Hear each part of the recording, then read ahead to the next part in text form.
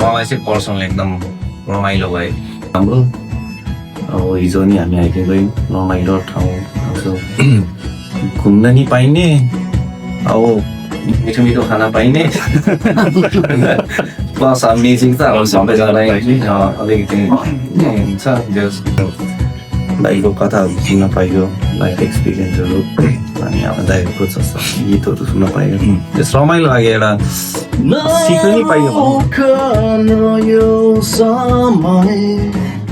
जस्तो परिस्थिति आए पनि दिनेछु साथ सधैँ जति आपत्ति आए पनि हामी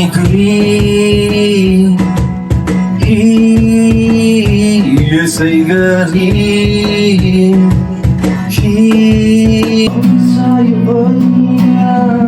जस्तो देखिन्छ आफ्नै स्वरूप उछुदैमा ऐना के हुन्छ जब मुहार आफ्नै गुरु संसार यो ऐना जस्तो देखिन्छ आफ्नै स्वरूप। कसैका छोराछोरी जनयुद्धका लडाकुबाट नेपाली सैनिकमा जागिरहेका छन् भने कतै केही गर्न नसके पनि कुनै न कुनै राजनीतिक पार्टीको झोला बोकेर सरकार मेरै काँधमा छ जस्तै गरे गाउँ आउन र वृद्ध बा आमालाई भेट्न दसैँ नै कुर्ने गरेका छन्। गाउँघर सुनसान छ र जो छन् सबै चुपचाप जस्तै छ। यता डुडेका बाउका घरमा भने अरूका घरमा जस्तो अवस्था छैन। जुडेर लाठीको घरमा सबै काम त गर्छन् नै, त्यो भन्दा धेरै बा आमालाई सेवा सुसार गर्छन्। हामी एकदमै इन्जोय गर्यौँ। यो कन्सेप्ट चाहिँ तपाईँहरूको चाहिँ एकदम पर्फेक्ट लाग्यो। खास गरी अब हामीहरू जस्तो मान्छेहरूलाई यसमा चाहिँ समावेश गराइदिनु भयो, त्यसको धन्यवाद। र चाहिँ अब बिरुल दाई जस्तो अन्त्य अब तपाईँ आफै रघुन दाई यो चाहिँ यो माहौलको लागि अनि अघि नै भन्नु भने अब फेरि कहिले भेटिन्छ होइन कि तपाईँहरूकै हामी त भरोसामा छ तपाईँले अब कहिले भेट्ने व्यवस्था मिलाउनुहुन्छ। हामी त सधैँ तत्पर छौँ र चाहिँ यो 3 दिन चाहिँ हामीलाई कति छिटो बित्यो पत्तै भएन, त्यसको लागि धन्यवाद। खाना एकदमै मिठो र चाहिँ यो प्याकेज वास्तवमै मेमोरेबल थियो। धन्यवाद।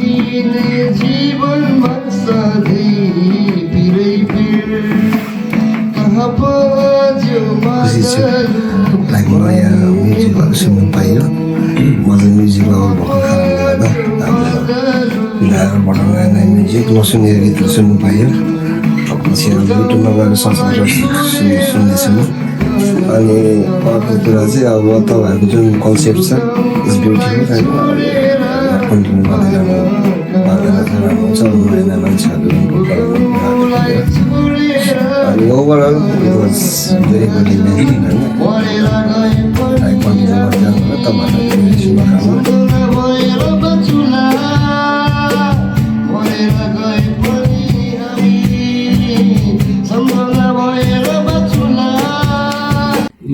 नेपाली रेस्टुरेन्ट टन्नै थियो, हामीले गइसक्यो है। लन्डनमा टन्नै थियो, अरू ठाउँमा गए नेपाली खाना खानामा नेपाली खानै नहुने क्या तपाईँको सबै त्यो वेस्टर्न खाना हुन्छ नि तपाईँको।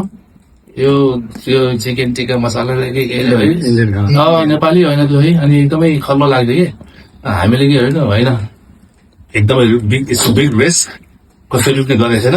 विल ट्राई अनि भएन भने अब स्टार्ट इन्डियन स्टाइल भने चलायो है। खोलेको 6 महिनामा राम्रो चल्थ्यो। उहाँको चाहिँ आउँदो रहेछ, गोराहरू आउँदो रहेछ, खाँदो रहेछ, राख्दो रहेछ। फेरि हामीलाई चाहिँ वान थिङ नि हो, पहिला चाहिँ त्यही टुरिज्ममा गर्दाखेरि नि राफ्टिङ गर्दाखेरि क्लाइन्ट्सहरू लान्थ्यो नि खोलामा। र हामीले एक रात चाहिँ दाल भात बनाउँथ्यो। जहिले पनि दाल भात अनि पोक करी के बनाउँथ्यो है। जहिले पनि मन पराउने त्यो गोराहरूले। फेरि गोराहरू त्यो बत्तीको फ्यामिलीको गोराहरू खुवाउँथ्यो, एकदमै मन पराउने। अनि बुढी पनि खानामै है एकदम अनि सिनी हो क्या, खोल्दै भने झन् चल्थ्यो। अहिलेसम्म स्टिल राम्रो छ। इङ्ल्यान्डमा पनि चाहिँ छन् त छ होला, कति ग्रुपहरू छ र आफ्नो आफ्नै उसमा छ। तर यसरी सबै ठाउँबाट चाहिँ नि यसो के अरे गेट टुगेदर गर्न सकेकोमा इट्स रियली इम्प्रेसिभ।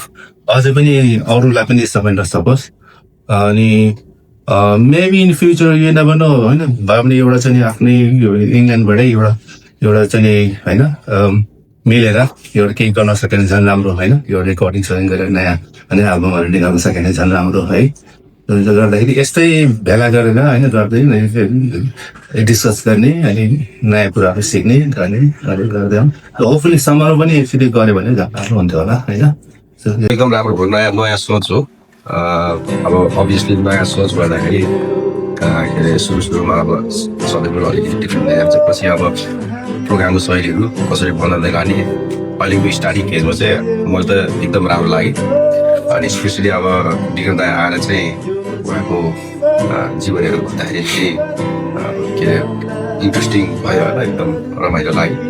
अरू सबै त्यो उहाँको पनि सुन्न पाइयो। मेन कुरा चाहिँ अब यो चाहिँ नेटवर्क कसरी बनाउने विषयमा चाहिँ पछि अलिकति फोकस गर्नुपर्छ होला। पहिलो स्टेप मेजर स्टेप भनेको चाहिँ स्टार्ट गर्नु नै हो होइन।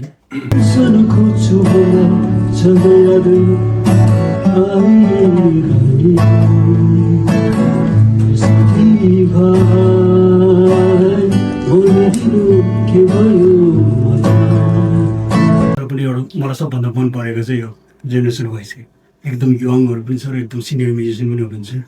त्यसले गर्दाखेरि हामीले सबैसँग इन्टरेक्ट हुँदाखेरि चाहिँ उहाँहरूबाट पनि हामीले सिकिन्छ, सबैजना सेयर गर्न पायो। त्यो एज ग्रुप चाहिँ मलाई यो चाहिँ एकदमै मन पर्यो।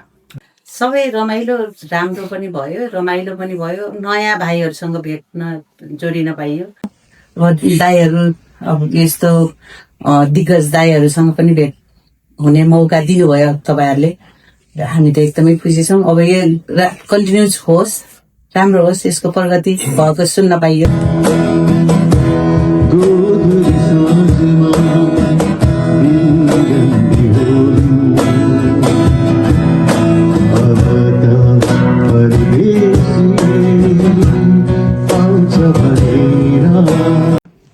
यसरी यो इभेन्टमा सहभागी हुनु पायो, यसमा धेरै धेरै खुसी। अनि यसरी नै अब सबैजना अब दाइहरू सबैजना अग्रजहरूसँग यसरी चिन्जान हुने मौका अनि त्यसरी हुनु पायो। र अब यो 2 दिन अब एकदम कति छिटो बित्यो है, त्यो अब पत्ता भएन एकदम।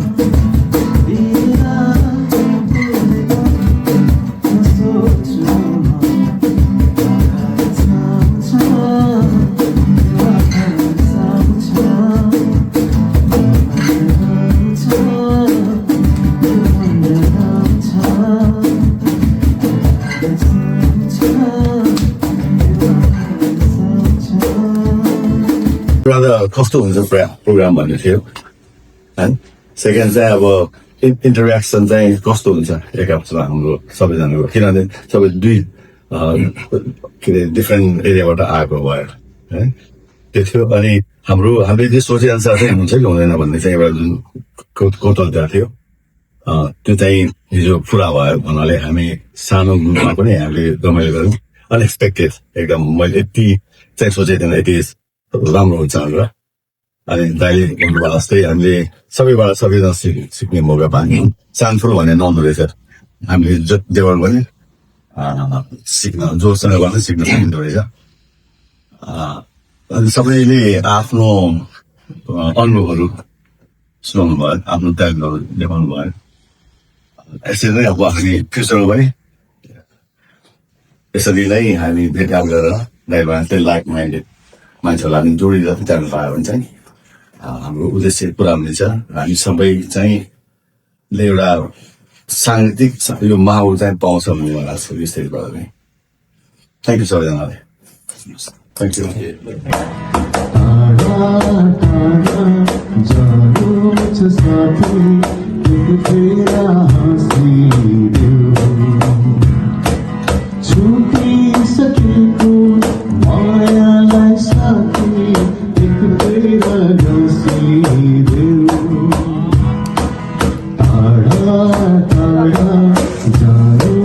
साथी